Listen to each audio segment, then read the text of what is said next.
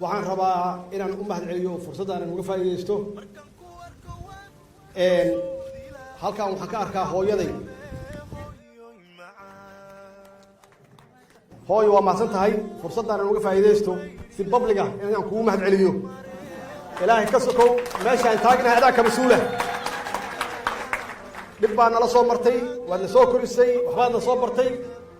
hooyo waa ku mahadsan tahay qof walba halkan fadhiyo qof walba maqlaayana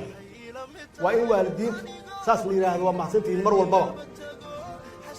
aan u duceyno intii dhimatay ilaahay inuu jannada siiyo kuwa noolna ilaahay caafimaad iyo cimri siiyo